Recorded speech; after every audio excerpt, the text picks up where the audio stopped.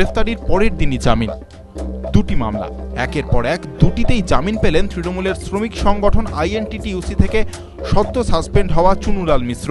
প্রথমটির ক্ষেত্রে অবশ্য তাকে গ্রেফতারও হতে হয়নি, নিজেই আদালতে পৌঁছে আত্মসমর্পণ করে জামিন পেয়ে গটগট করে বেরিয়ে গিয়েছিলেন।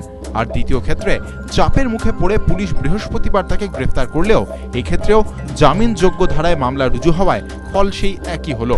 রীতিমতো হাই প্রোফাইল বন্দির ঢঙে ওসির গাড়িতে আদালতে পৌঁছে জামিনে মুক্ত হয়ে বেরিয়ে গেলেন চুনুলাল।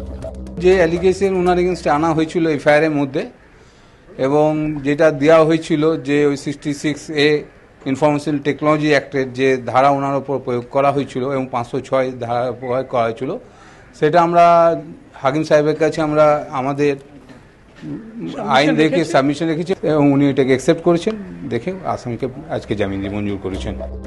সময় সকাল 10:40, আসানসোল আদালত। আদালত চত্বরে ঢোকে ওসির গাড়ি। কালো কাঁচে ঢাকা গাড়িতে তখন বসে তৃণমূল শ্রমিক সংগঠনের দাপুটে নেতা চুনুলাল। গ্রেফতার হওয়ার আগে একাধিকবার সংবাদ মাধ্যমের মুখোমুখি হয়ে আত্মপক্ষ সমর্থন করলেও শুক্রবার কিন্তু তাকে সযত্নে আড়াল করা হলো। প্রথমে কালো কাচের গাড়ি, তারপর চুনুলাল নিজেই তোয়ালে দিয়ে ঢেকে নিলেন মুখ। গাড়ি থেকে নেমে মুখ ঢেকে শটান আদালতের মধ্যে। আদালতের বাইরে তখন চুনুলালের সমর্থকদের ভিড়।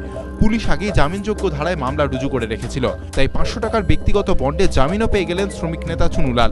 এরপর সবার অলক্ষ্যেই আদালত ছাড়লেন তিনি। কিন্তু কলিয়াড়ির ম্যানেজারকে মারধর, ফোন, SMS-এ হুমকি, এরকম নানা অভিযোগে অভিযুক্তর জন্য এমন আতিথেয়তা কেন? গ্রেফতারের পর তাকে রাখা নিয়ে কেন এত গোপনীয়তা? পুলিশ প্রত্যাশিতভাবেই মুখে কুলুপ এঁটেছে, কিন্তু বিরোধীরা কটাক্ষ করে বলছেন, আরে বাবা, চুনুলাল কি আর জেসে নেতা? তৃণমূলের শ্রমিক সংগঠনের নেতা, হোক না সদ্য সাসপেন্ড, তাতে কি দাপট কমে? তাই তার জন্য এলাহি ব্যবস্থা। আর শাসক দলের শ্রমিক সংগঠনের এই নেতার দাপট যে কতটা, তার প্রমাণ পাওয়া গিয়েছে ECL এর প্রতিক্রিয়াতেও। একদিনের গ্রেফতারির পরই চুনুলালের জামিন শঙ্কা তৈরি করেছে তাদের মনেও। আমাদের যেটা ছিল যে ডিপার্টমেন্টাল রিপোর্টে এনকোয়ারি করে ডিপার্টমেন্টাল অ্যাকশন নেওয়া হবে, ইমিডিয়েট জামিন না হলেই আমরা বেশি খুশি হতাম। যে ডেভেলপমেন্ট হয়েছে সবকিছু ওভারঅল বিচার করে কালকে সেইভাবে সেই অনুযায়ী ওটা উইথড্র করা হবে। এমন নয় যে পুরোপুরি আমরা উইথড্র করে নেবো, সেরকম হয়তো নাও হতে পারে। তাতে হয়তো এরকম ক্লজ থাকবে, যদি ফার্দার এরকম কিছু হয়, অন্য কোনো রকম হয়, তাহলে আবার এটাকে এনফোর্স ইমিডিয়েট করা হতে পারে, এরকম ডিসিশন নেওয়া হতে পারে। বিরোধীদের দাবি, চুনুলালের গ্রেফতারি আসলে লোক দেখানো। চাপের মুখে গ্রেফতার করা হলো ঠিকই, কিন্তু জামিনযোগ্য ধারায় মামলা রুজু করে একদিনের মধ্যে তার জামিনেরও ব্যবস্থা করে দেওয়া হলো।